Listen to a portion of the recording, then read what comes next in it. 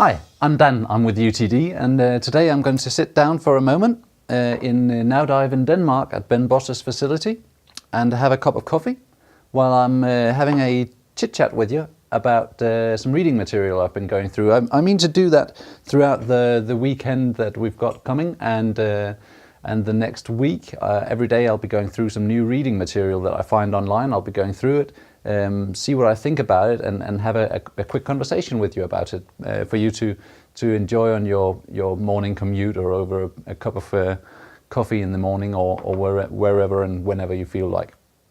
Today's reading material is Divers Alert Network's annual diving report from 2016 that I've been revisiting last night. And one thing that really struck my eye this time round is something that I overlooked the first and last time that I read it, is on the first page of the introduction, on page 5, I've got it here in front of me to help me remember it, is a list of 10 most wanted improvements in the scuba industry. And I completely missed it the first time around. I was really deep into looking at the graphs and figures and all the numbers and all this stuff, which is of course interesting as well. But I'd completely skimmed over this, which is a bit of a shame because this is really interesting. When I went through it, there's a list of 10 improvements, which I'll go through one by one and just add a few thoughts to some of the points. Some of them are quite interesting, actually. I found that there's a lot to talk about there. I'll try to be brief.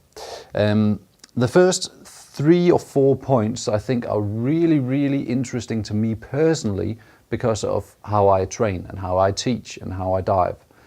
To me, what's the most important is taking all of the complexities of diving and scaling that down, making it as simple as possible and just get to the core of what diving is. That'll be day 1 of open water training.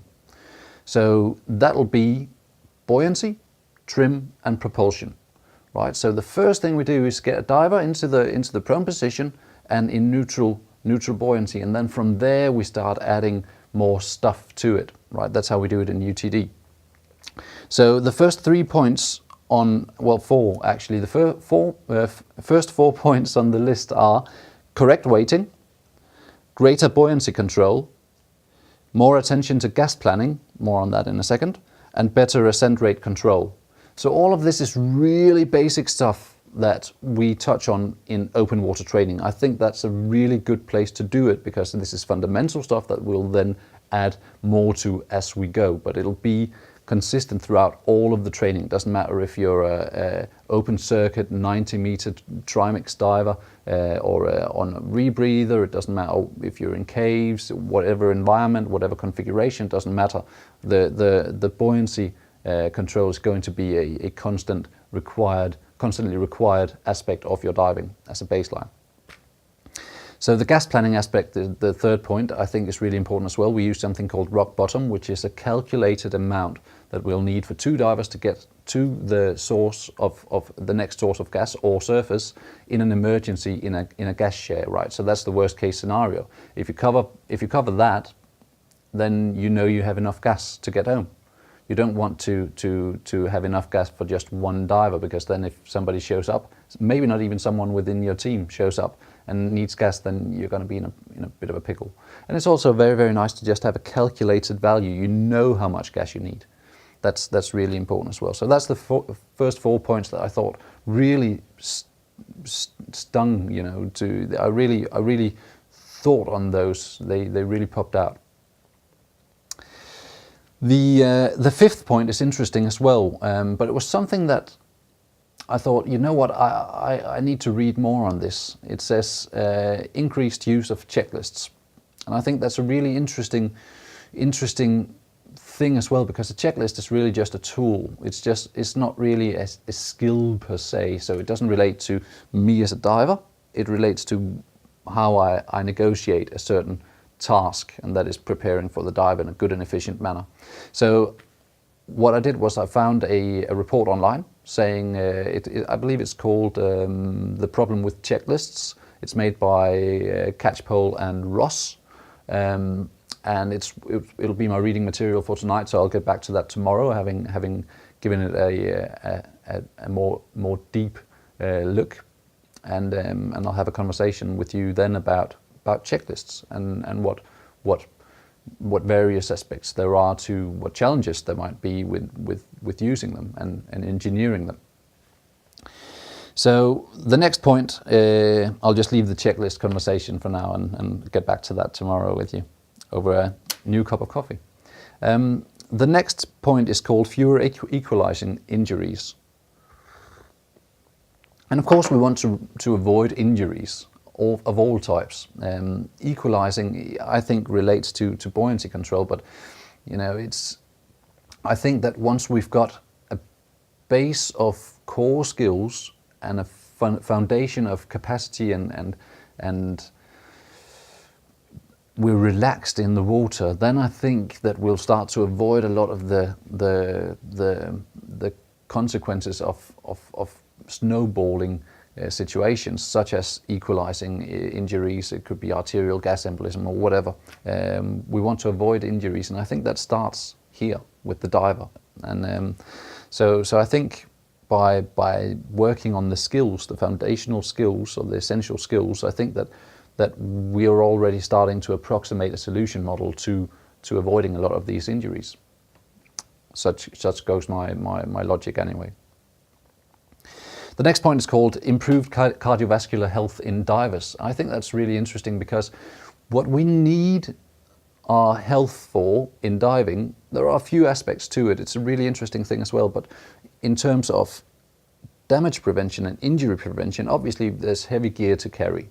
So we need some muscles to carry it, some baseline of health anyway.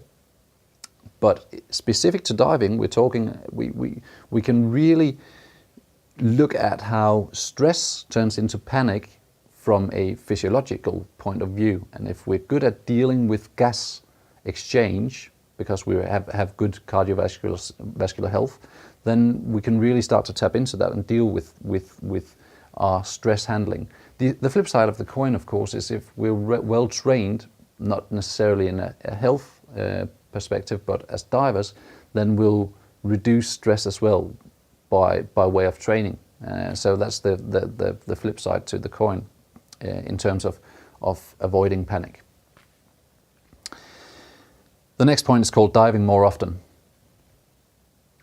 Yeah, go diving, I'm fortunate to be able to go dive, not daily, but close, and that really helps, because a lot of the things that you learn and you start to build and develop as a diver is not just instilled but maintained just by diving to a very large extent. Then you add the training, and then you every once in a while, I like to do, say, every third dive at least as a training dive, pure training dive. So I do fun dives and maybe add a bit of a training perspective towards the end of it, but at least every third dive then, or fourth, perhaps something on those lines, will be purely training.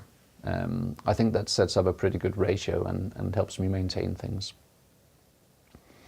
The ninth point is a big one: greater attention to diving within limits. I think that limits can be somewhat unclear sometimes, because we have a piece of plastic that says 18 meters, boom, and we have a no decompression limit or a minimum deco limit that goes 50 minutes, say, for whichever. It doesn't matter. You have a pretty clear number to relate to, and that makes it easy. What's difficult is feeling your limits, understanding intuitively and understanding from the signals that your body is sending you that you're approximating your comfort zone. I want to stay within my comfort zone when I'm diving and push it when I'm training. So what I'm doing is I want to really look inwards while I'm in the water and try to tap into how I'm feeling. And that can be a difficult thing. You're not going to have an instrument telling you, hey, you're feeling stressed out, dude. You can look at the heart rate, but that might as well just be working in a current. That can give us a metric, but it can't give us an absolute answer. Only we can feel that. So that's quite a fluffy thing, quite interesting as well. Ben, who is been my mentor for the last 10 years, he likes to speak of. He's told me about the wet notes challenge or the wet notes test. It is mentally going through the ropes of going, all right, can I at this point pull out my wet notes, make a quick note, flip it back together and put it in my pocket? And if that seems like a difficult task, then you're really pushing your comfort zone too much, because that's pretty basic. That's just picking out your notes, doodling and putting it back down. Simples. So it's a really good kind of mental tool, I think.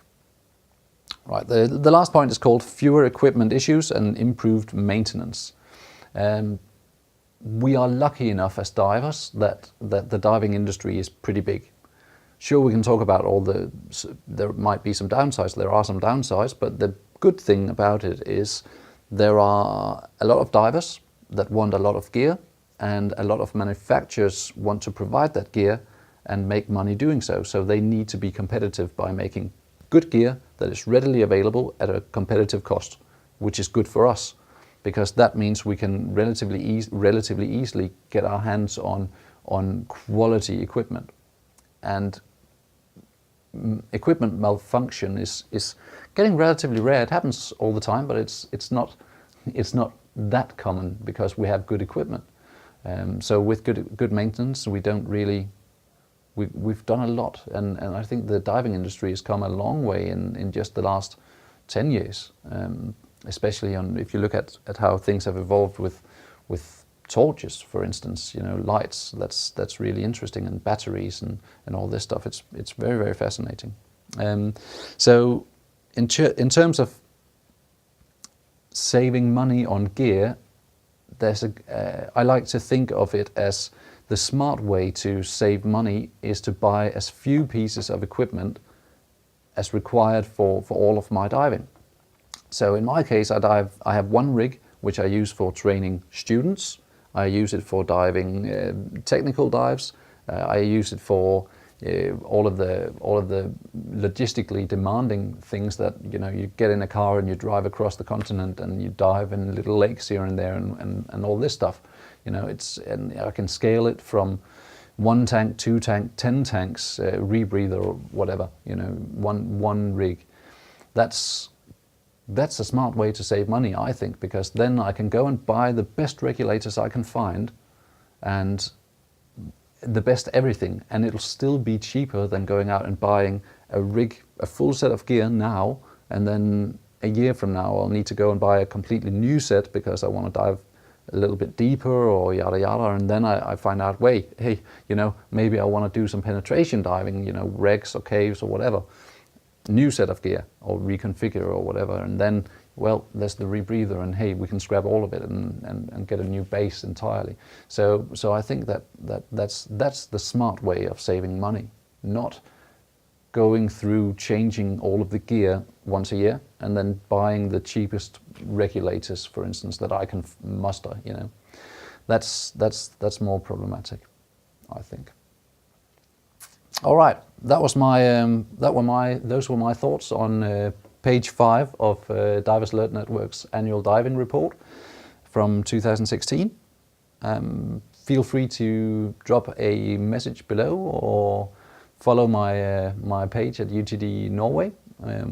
I'm out in Scandinavia at the moment, enjoying diving with Ben here and in Norway, and hopefully I'll see some of you somewhere in Scandinavia or elsewhere soon, and have a great day.